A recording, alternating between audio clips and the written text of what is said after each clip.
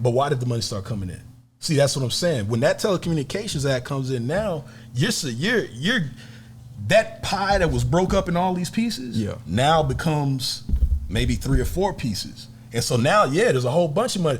There was unlimited budgets for acts at the end of the 90s. And that was good for them. It was inflation though, because now you're giving all this money out, but you're not getting a return. We talked about off mic how people used to ship platinum. They used to ship gold. Didn't mean that people were actually buying it, but they were shipping it because the retailers, going to the store. Right, the retailers felt, okay, these many people are going to be at our stores, so we going to buy. But you go in there, it's a bunch of copies. Hell, if you wait about a year or so, you go into your warehouse musics and your mom and pops used section got plenty of Nellies and Ja Rules and all that because they wasn't selling like that.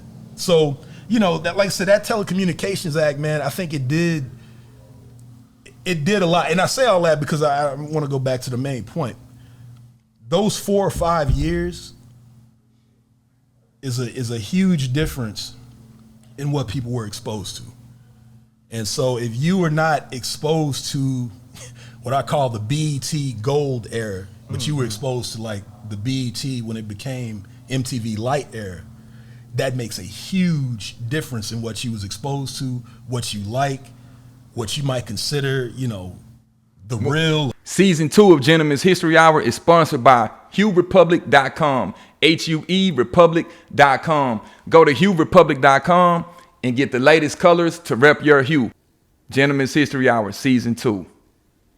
Envisioning the hereafter, listening to Steve Wonder. On the quest for love like that Proceed drama. I strike like lightning and don't need thunder. Inhale imagination and breathe wonder. That's your lady I used to run up in her. And G-weed from her. It's a cold world and niggas need summer. At times I'm going forward. Feels like retreat. I be writing rhyme after rhymes and throwaway beats. Growing into my britches. Outgrowing the streets. Ladies and gentlemen, this is Gentleman's History Hour. I go by the name of Equality. Got some special guests here today. In the background, I got my man El the Voice. What up, what up? Savvi's in the back doing some engineering. Hey, got a very special friend, very special guest on the show, Mr. Grandfather Cloc. How you doing, my bro? What's up, man? Hey, we gonna do some talking. Yeah. I didn't know if I was gonna be on Gentleman's History Hour, man. I just be sitting back. We got some history, man. No, I just be sitting back learning, man. Yeah. Gentleman's History Hour is also getting the history of certain gentlemen. No doubt. So, you are intriguing brother, man. I can get into my history. Yeah, want to get into some of your history, but just to start it off, so I won't forget the history that you're making now with Quantum Leap Radio. Yeah, man, Quantum Leap Radio, been doing that since 2016. KPFT 90.1 FM in Houston. That's some history. KPFT. Look at here. Like history that has been demolished, man. So it's one of those things, man. Make sure you support when you can. That building is now gone, but KPFT is still going. But yeah, the show, man, it's a hip hop show. That's my love. Started back in 2005 on the radio when I met Sav and all you guys on Late Night Snacks, man, and just from there took off. Shout out to Flash Gordon Parks, throwing the alley on that on the show with Rad Rich, and took it and did what I could with it, man. So everybody can check it out, every Saturday, 9 to 11 a.m. Yeah, that's my gym music, man. Yeah, man, exactly. Yeah. If you can't catch it live, you catch the archive. I catch it on Spotify, man. Yeah, I'm in the gym. Shout out to the Grinch. No excuse. Yo, shout out to Mr. Grinch, man. And Witness, Soul One, Data, Mr. Brew, Mr. Beer. Yeah. But yeah, man, if you can't catch it live, you can catch it on the archive, whether it be Spotify, Mixcloud, Apple Podcasts, like about everything. On Quantum Leap, man, is it takes you back to the times when the DJ played the music and they let you know what they played, the rundown. Oh yeah. Because sometimes you hear something, you like, damn, what was that? And then you say, hey, we played such and such, and we played such and such. It's like that throwback, man, that you don't really get. Man, to be honest with you, it's not even on purpose. It's just what I'm used to. Like, one of the things that, and I want to shout out Jay Kim, a.k.a. DJ Theory, who used to have a show, Underground 12-inch Railroad. sub. It was on Rice, on KTRU, on Rice University, man. And he used to play stuff, and you know, when you young, that's the thing, man. When you young and you just trying to get music, you know, we used to get cassette tapes and make tapes. And so with those tapes, I didn't have no money. So you just scrounge around the house looking for, you know, a tape. You could just put tape. That little blank over it. And so I would listen and record, but I wouldn't record like the talk breaks and things like that because I'm trying to conserve space. If it's a mix or something like that, if I already got the song, but that type of, you know, that type of discipline to listen to music like that and to take it in like that, that's just what I was used to, man. So I just want to keep that going simply because that's what I came up on. Man, we talk a lot of noise on this show about music, and we always get these disclaimers how we don't talk about music a whole lot. Because for some people that don't know, we make music. And you've been our manager. You've been managing our group. Shout out to the Hugh, THEHUE. Started off HISD. Yeah, it started off as HISD. So, you know, it's cool to be in the room, you know, with the foundation. Yeah. No you know, doubt. Elder Voice, Sav. Shout out to El in the room. Yeah. So one thing I always did admire about you, man, is your passion when it came to your love of hip hop. Yeah. And your history with hip hop. So, I mean, for me, it starts really around 88.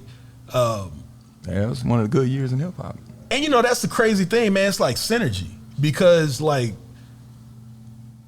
hip hop and music in general was just white noise up until that point.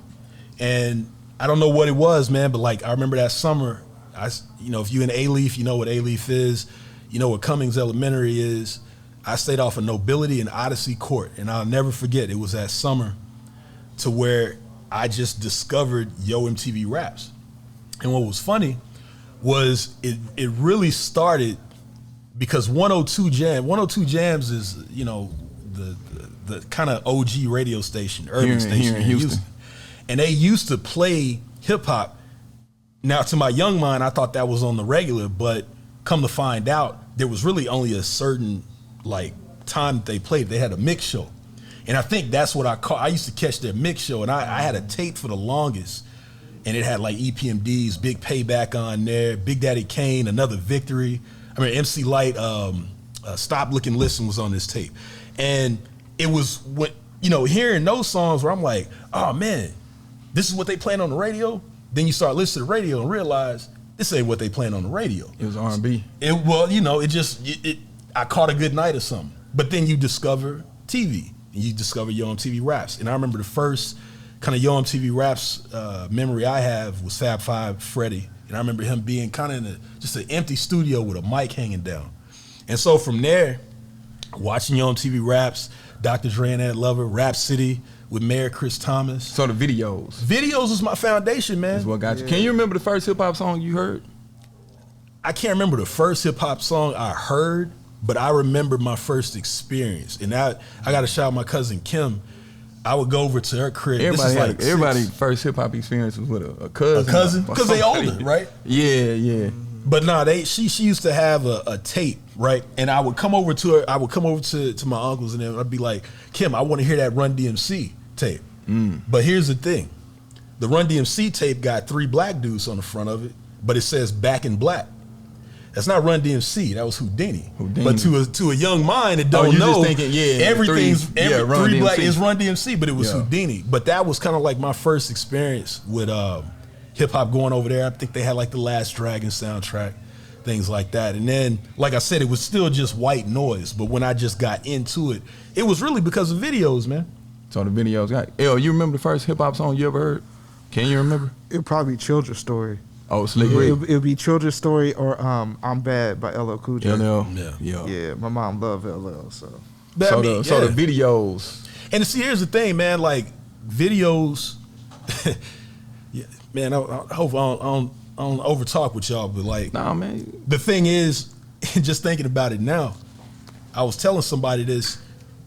For me, you know, single parent home, we don't have money for albums. Yeah. We don't have money for even a VCR, really, right? So what I used to do was you know, we used to get the boom boxes that had built-in mics on them.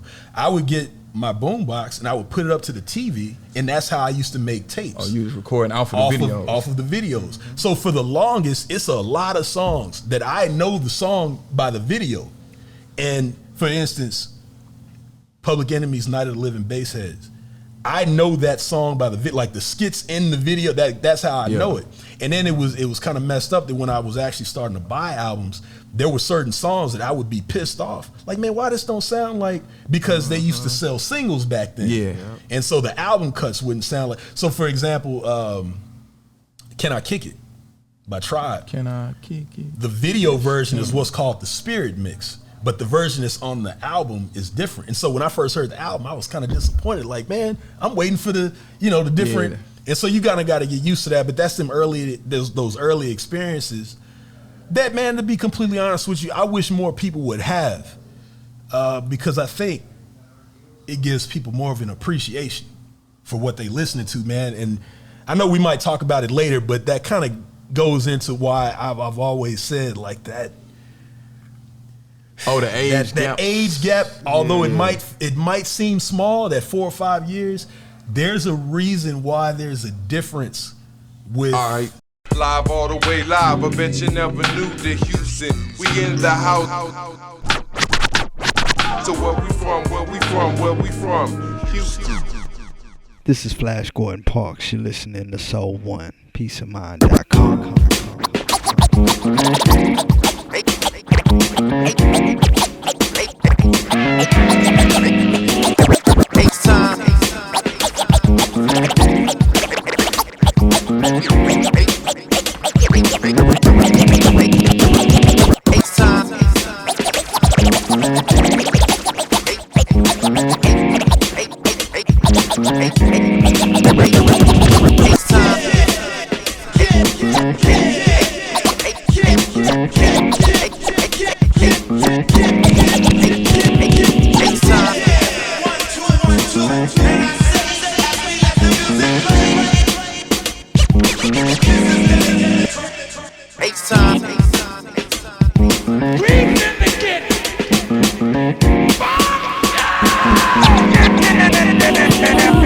So, what's the years that we talked about off mic? You said those pivotal years being born between what, 77 and 82? I think if you're born, and this is up to, let's just say up to. Yeah, I'm 83. I'm 83. And this is in relation to hip hop. To hip hop, yeah.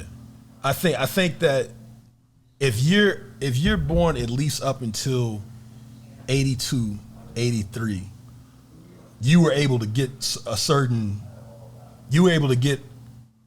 entertainment. What I mean by that is, if you look at, like, it was 1996. There's an act called the Telecommunications Act of 1996. This act, it broke up a lot of stuff. It's one of the reasons why Bob Johnson had to sell off BET. Or not had to, but in a way was pressured to sell off BET. Y'all grew up in Houston. I don't know what type of cable y'all had. Warner Brothers. Warner Cable. Was what everybody. Warner Cable. But Warner Cable was the cheap. Yeah. You know, if you went to somebody's crib and they had like that other stuff, they was rich. But Warner Cable was what, like $15, $20 a month. Yeah. If you remember, the cheapest. And because that's what we could afford. But if you remember, BET would only come on from 6 p.m.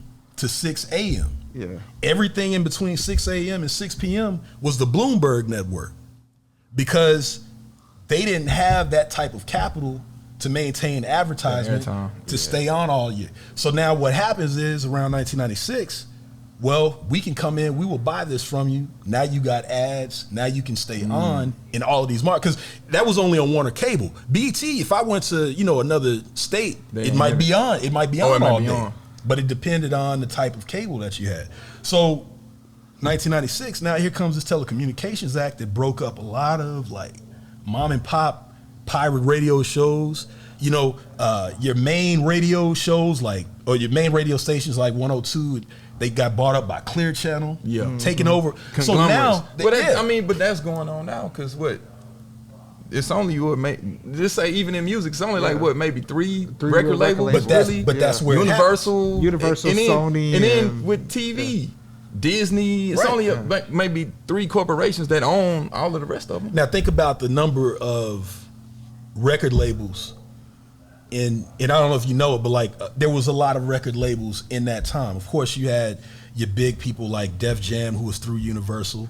You had Interscope, who had a couple of sub labels, but there was a lot of different labels that, you know, they still were able to get on Yo MTV Raps or on a Rap City. You know, when you take that away and everything is now cut down between, oh, you got to be on Bad Boy, you got to be on Def Jam, you know, forget A&B records. There's no more East West. There's no more big beat. There's all of these little labels that gave you people outside of, you know, your regular top 10. Yeah, but that's mostly on the West Coast and East Coast, because down south we was doing independent. You were. Well, Oakland too, because Too Short was selling out the trunk. You were. E40 all that. But to get on, for a lot of those people to get on TV, to get some sort of big look, some sort of look outside of, because your only avenues was TV and radio. Yeah. If you couldn't break through TV or radio, no matter how small the song might have been, or no matter how small you were, you weren't making it. You were that independent label that just, you know. But when you take that away, and now it's we only giving you Shiny Suit Era and Bout It, and that's that later when I mean the money started. Well, the money started coming in, and that's with anything. But why did the money start coming in? See, that's what I'm saying. When that Telecommunications Act comes in now, you're that pie that was broke up in all these pieces now becomes maybe 3 or 4 pieces. And so now, there's a whole bunch of money. There was unlimited budgets for acts at the end of the 90s. And that was good for them. It was inflation though, because now you're giving all this money out, but you're not getting a return. We talked about off mic how people used to ship platinum. They used to ship gold. Didn't mean that people were actually buying it, but they were shipping it because the retailers, going to the store. Right? The retailers felt, okay, these many people are going to be at our stores, so we gonna buy. But you go in there, it's a bunch of copies. Hell, if you wait about a year or so, you go into your warehouse musics and your mom and pops used section got plenty of Nellies and Ja Rules and all that, because they wasn't selling like that. So, you know, that, like I said, that Telecommunications Act, man, I think it did a lot. And I say all that because I want to go back to the main point. Those 4 or 5 years is a huge difference in what people were exposed to. And so if you were not exposed to what I call the BET gold era, but you were exposed to like the BET when it became MTV Light era, that makes a huge difference in what you was exposed to, what you like, what you might consider, you know, the real or whatever the case may be. Yeah, that's when it became popular to everyone. Because I mean, of course, prior to having Yo MTV Raps and BET, we just didn't see it. Yeah, the music was there. We heard it every now and then on the radio, and maybe in New York they had people that was playing it like Mr. Magic and folks like that. But for us down south, I always considered us being in the middle, having an advantage, because we got it from both sides. We weren't isolated, and a lot of them, they had families that migrated from the south to the Midwest or to the West Coast or to the East Coast. So they had those roots down here, even when they would kind of start knocking the Southern movement. I'm like, but y'all grandparents. And understand, I'm not just talking about like East Coast music. I mean, just music, period. Like, and that goes back to like that. Exposure-wise, I'm just saying exposure. And that goes back to, like I said, that experience. I think when you have the experience, it's like cooking, man. And I don't cook. Let's just be completely honest. I don't cook, but I can appreciate. And we've talked about this. You know, when you have the McDonald's model versus the Whole Foods model. You know what I'm saying? And it's like, if you went through a time where you didn't really have to work to hear your music, no matter where it was from, you're not gonna have that appreciation. If you have a time where it's like, you know, we went through the 2000s and it was the Napster era, the share files era, then we get into the, you know, the blog and the streaming era.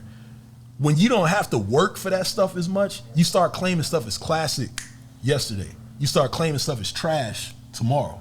Like, you don't take the time to really take that stuff in. And so you got a whole kind of like 2 generations that went through that versus when you had to get up out your car, when you had to get up out your bed, literally walk, ride your bike. That's the I walk 3 miles to you go know to what I'm school saying? in the snow. You know what's interesting what you said though is I think you make a valid point. Like being born in '83, I remember in high school, like people that were in my class or a couple of grades higher, we had music in common. But the people born in like 84, 85, we had very different music. And y'all were only like 3 years, 2 years no, apart. like a 3 years year, apart. like literally. Yeah. I honestly believe if you weren't born by, I would say the middle of probably 84, you have very different music tastes. Absolutely. Even Absolutely. though we're literally like around the same age pretty much, a grade apart. But I'm gonna tell you, let me tell musically. y'all something. The people from that age group have kids now. And their kids are listening to that music.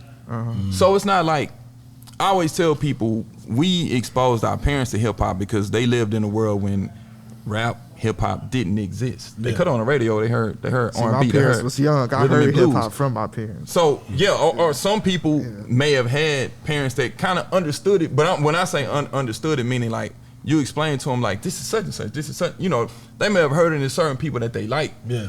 But we're that middle generation to where that same genre of music is still existing now for us. R&B started to phase out. They had to adapt to what was going on with hip hop. Now, a kid that's being born by a parent that was born in that 77 to 82, 83 year, they know who Tribe Called Quest is. They know who Wu-Tang is because their parents played it. They know who certain artists are because at that time period, I tell people, man, the Dope Boys was listening to Public Enemy and Eric B. and Rakim. There was no like trap line in the sand to say this is. They had tours where NWA was on tour with DJ Jazzy Jeff and Public Enemy and the Ghetto Boys. It was all mixed together. So think about that and think about why that happened. You got to think about the avenues that they were exposed to. If you a dope boy and you live in a different life than Public Enemy, but you love the music, well, where are you getting it from? There's no internet for you to go and find, you know. Yeah, you saw the video or you heard it on the radio. At a certain time, they started playing it on the radio. It was a controlled environment. Yeah, you know what I'm saying. Like the thing about the internet is it's a double-edged sword because it's not a controlled environment. There's no quality control. If you a dope boy, well now you know that there's other dope boy type music out there. Yeah. If you're a dope boy in the 80s and the only way you can get this is through radio or TV, you don't see whatever else is out there. You only see Public Enemy and NWA because that's what's provided to you. Yeah, you know not only were they seeing it, but they was wearing African medallions. Yeah. And That they was the style. understanding some of the stuff that Rakim was talking about in the nation with the Nation of God's Nurse. And relating to some of the stuff that X-Clan and them was talking about. But then they also was listening to NWA when they came out with all of the stuff that they was talking about. So now is it really about the ideology of the song or is it about just the fact that it's hip hop? You know what I'm saying? And it's entertainment. Well, I think that comes as you grow. Like how you view certain things as you age in time. Like some people are still stuck, just like certain artists are still stuck in the era that they became successful in. And you look at them, you like, man, you still look, because they never grew out past the era that they became a superstar in. There are some people, they didn't outgrow the era that they like fell in love or was attached to in hip hop. So you got dudes that they still look like the era that when they were at the top of their game. AZ. Listening to certain music. Yeah. Like we get that here down south. We see dudes, man, it's like, man, you look like you still in the 90s. Got the starched down jeans. But that was the time when they was like, hey, they may have been the man in the 90s. They don't want to leave that era. That music, that nostalgia. Like I tell people, man, I don't like to be a prisoner to nostalgia. But that's the thing, right? That's where that idea, that's what business wants. They just want to put it out there for you to hear it. So when you get into these days and, I don't want to get into the, Oh yeah, you don't want to draw the line in the sand. Yeah. Well, not even to draw the line, but just get into the same rhetoric about what these kids are exposed to. Like we know, at the end of the day, it's the frequencies are not good. You know what I'm saying? But the idea is, I'm gonna give you all of this from all of these different venues, whether it be your phone, whatever the case may be. The challenge is, do they grow out of it? You know what I'm saying? Or does it have this lasting effect that me personally I think it's supposed to? It's that Pinocchio stuff. Yeah. Now with hip hop, and we talked about this before, the OGs, they don't want to grow old no more. Mm-hmm.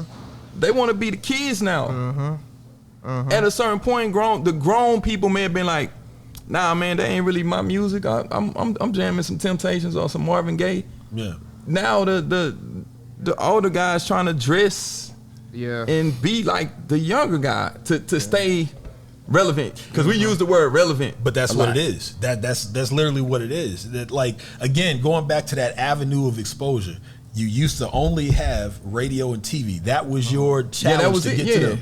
Now you got to break this timeline, and so if the only way that I can break this timeline and get you to pay attention to what I'm doing, no matter what age I am, I've got to be able to compete with whoever over here is breaking the timeline. And so that's where that comes from, man. Yeah, now it's just so much of it. The saturation of it. But I mean, I try to still keep my ear to what's going on. Well, I work with teenagers, so I'll tell you what makes me feel good. And my students are well aware of my past life, and so they always like, man, Mr. Dorsey, you heard this, you heard that.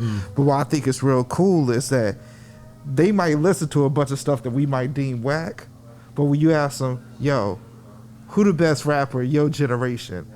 You always hear Kendrick Lamar. They know the real stuff. They know the good, because the cream is always gonna rise to the top. Right. Yeah, they might listen to a bunch of different stuff, but when they talking to somebody from a different generation, they like, tell me the best person from your generation.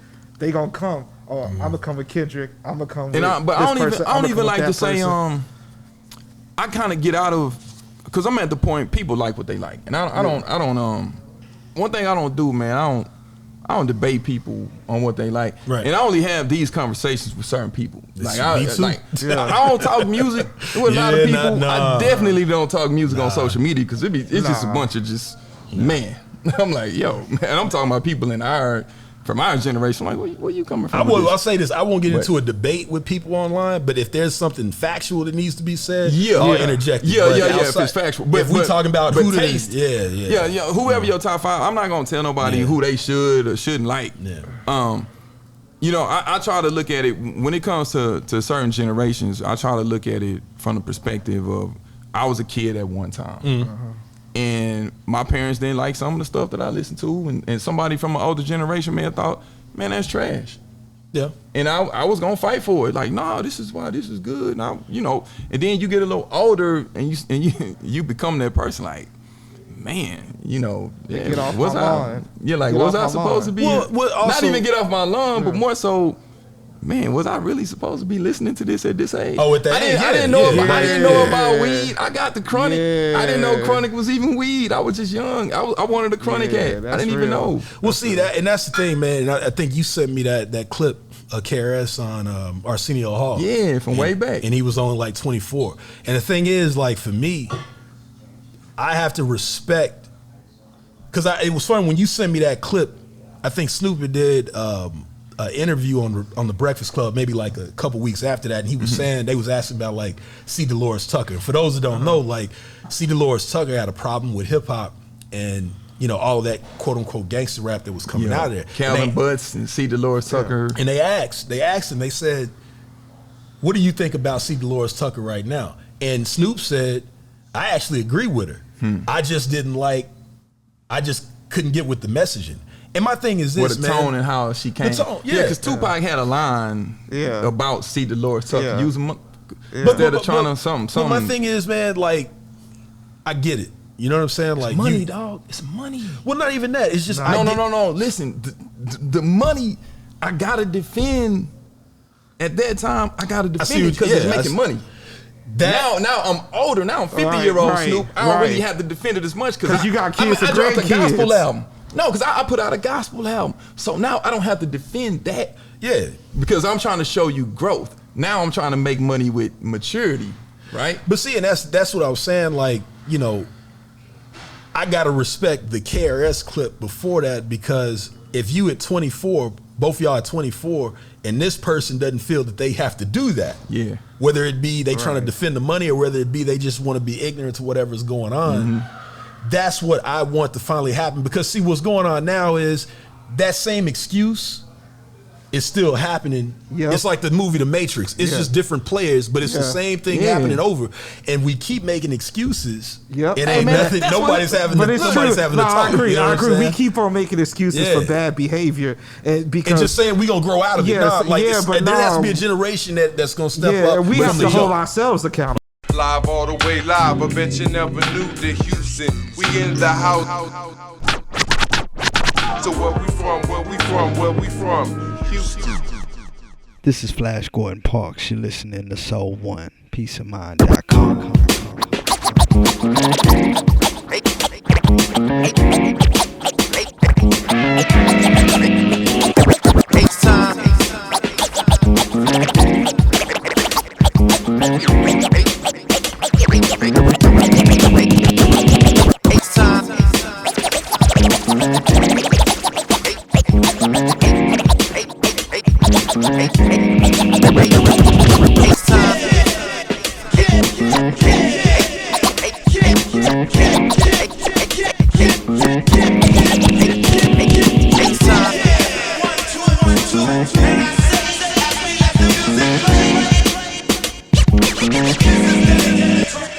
It's time.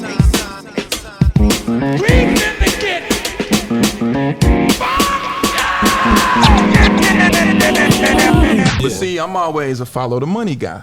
Yeah. When you follow the money, you see why stuff happens the way it happens, and why certain things happen the way it happened. Yeah. I mean, you know, we can follow the trajectory of hip hop, and we can have an argument on content versus, you know, whatever. Because some people are like, okay, content changed. I can remember hearing Public Enemy on the radio, watching KRS-One videos. Watching those videos, You Must Learn, had me thinking as a young kid. Right. Now, conspiracy theorists may say, well, hey, they shifted it and they brought in NWA, and it never went back to that. It never swung. The pendulum never swung back to that. Not era. on the mainstream level. I mean, you had the Raucous movement for a short second, but that was more like the it was underground though. Yeah, you had a bunch it still of stuff, wasn't. But following the money, it has to make money. Oh, if it makes money, if a Kendrick Lamar comes out and makes money, then that becomes the prototype. Then now what Beyonce wants to work with him. Now everybody wants to be black. If blackness is what's selling, if that ain't what's selling, right? If something else is what's selling, it's the money, man. That's So now they go toward the money. So now stay on that and go back to the Telecommunications Act of 1996. If I have all of these entities that I can't control to do that, I have to somehow, I have to gain control of this somehow, to where I'm dictating what's the money maker and who's going to be the top person. So that's why, and I just wanted to kind of wrap it back around to that. That's why I brought that 1996 Telecommunications Act, because I think that did a lot more damage than good in my opinion.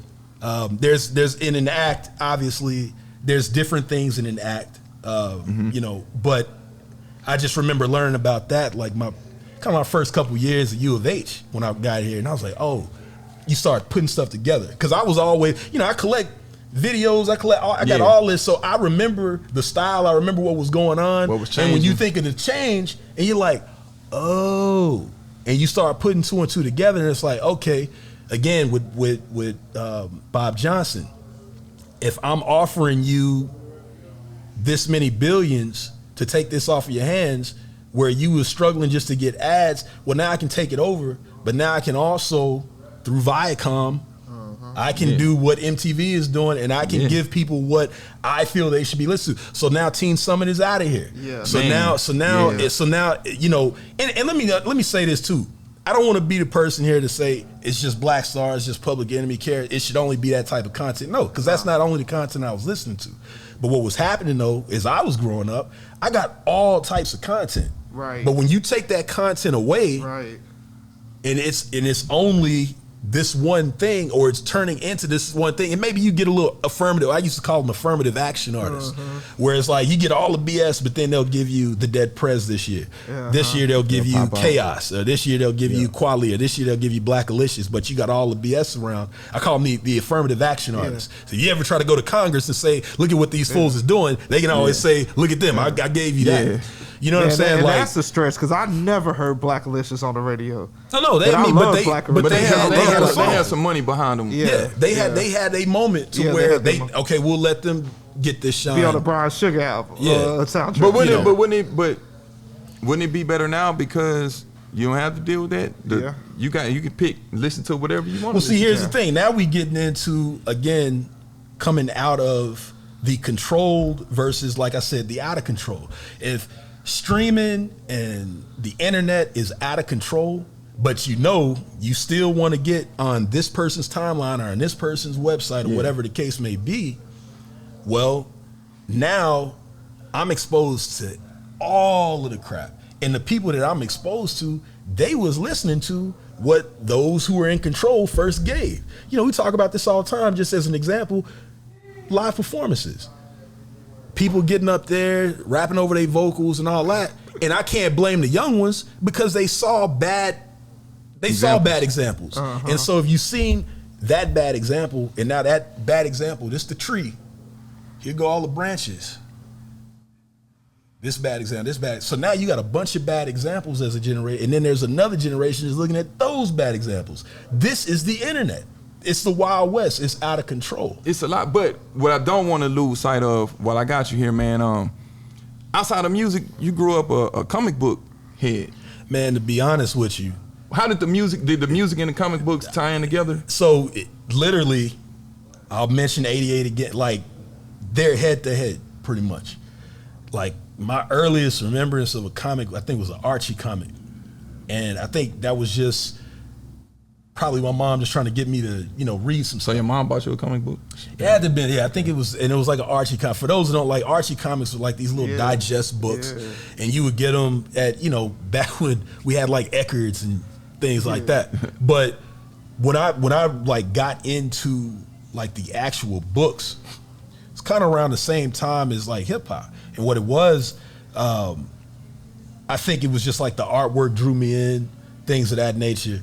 I had a couple of moments where like I had some boosts of comics. What I mean by that is like, again, there's not a lot of money in the home, so you get what you can when you get it. And my mom was dating somebody at the time, and he and his son were collecting comic books. And so he brought them over one time and just let me borrow them, but my mom broke up. Like they didn't. So now I got like 35 books. And mind you, I got some real, like for anybody that's watching. And they ask moms like, yo, where my comic books at? I'd never even, it might have even been lost. And, and the funny thing is, the books that I had, for those that know comics, like it was some gems. Yeah, some gems. Like some characters' first appearances that people love now. But that was kind of how I got into it. When it comes to hip hop though, and this is the funny thing about comics, man, is like, up until like these movies have been made, comics are cool now. You know what I'm saying? Like but back then, you either knew somebody, maybe one other person that might know, but you never went to school. Like I didn't go to school talking about, yo, did you know? It was like a secret society that. And it wasn't that it was an embarrassment. It was just like, you just knew that wasn't whatever. And I grew up in A-Leaf, Southwest Side, and not to say that was a bad part at that time. It was during the transition, but it wasn't. You wasn't just around nobody that was talking casual about conversation. And so when it came to hip hop, I remember the first time that I heard a lyric that referenced something in a comic book. I was like, oh snap! Who was it? It was Razkaz. He had a song with his cat Ahmad. Ahmad and Saphir. It was out for the Street Fighter soundtrack. Oh yeah. I know what he you're was like. about. What do you say? My forearm and Magnum got 367 calibers. The busted suckers melon like Gallagher. Yeah. Body chemistry consists of Hennessy, toxic melanin with an adamantium skeleton like Wolverine. And I was like, oh snap!